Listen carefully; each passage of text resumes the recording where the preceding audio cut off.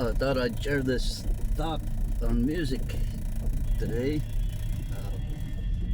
Thinking of genres, the many different types of genres that are in the world.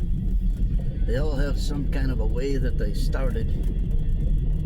Rock and roll, of course.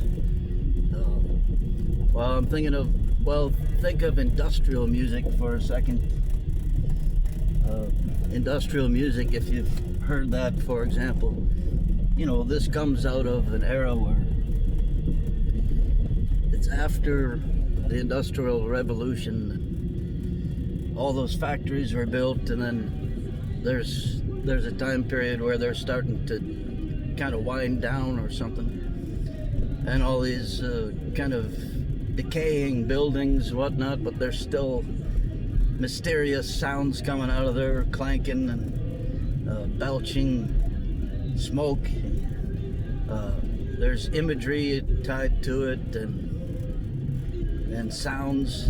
And then when industrial music came about, then they're incorporating those sounds and those imageries and their various kinds of elements into the music. And then it comes out sounding like old factories and whatever. And country music, for example. Country music is, in the old days, of course, country music, of course, goes way back. And, before it was even called country music or just rural music, or, categorization probably happened more so having to do with record sales and radio airplay and all of that sort of thing. So then,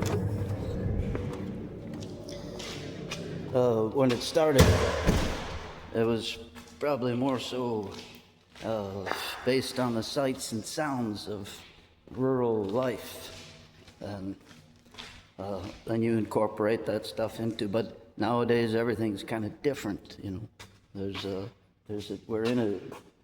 The things have changed. A lot of the ideas that people carry or associate with country music are still there, but in the meantime, a bazillion other genres have been formulated, and now they all have their own kind of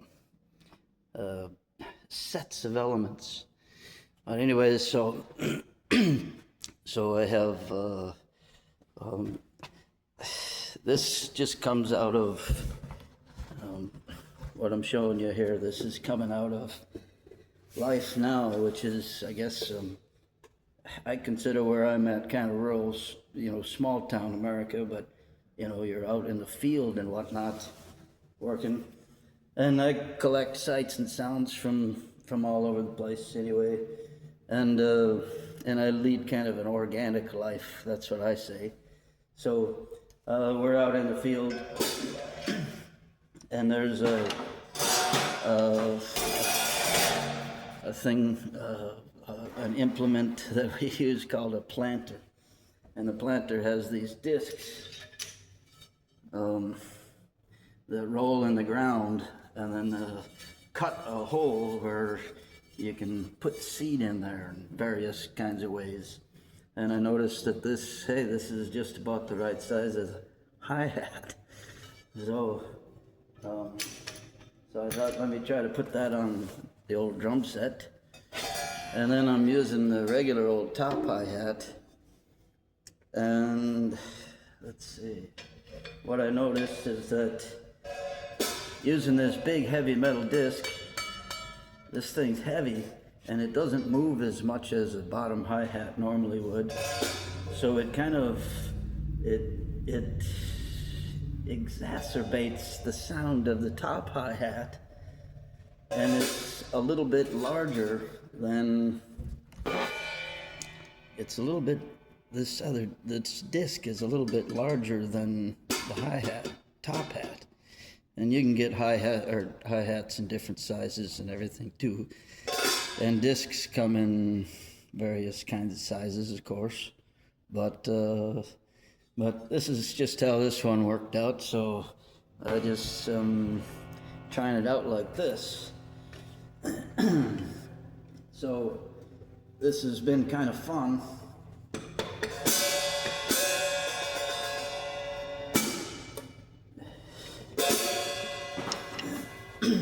And what I've been experimenting with here is, and I'm just saying, this thing ran in North Dakota dirt.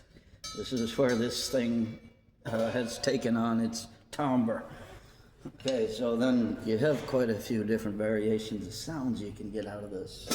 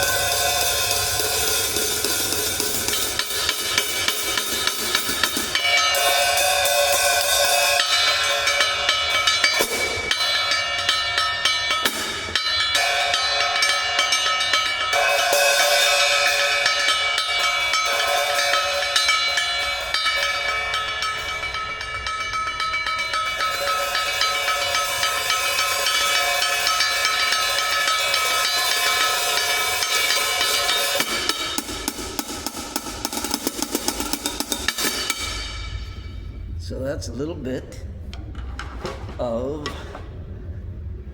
what do you call it? It's music that is out of the rural part of America. Has no category so far.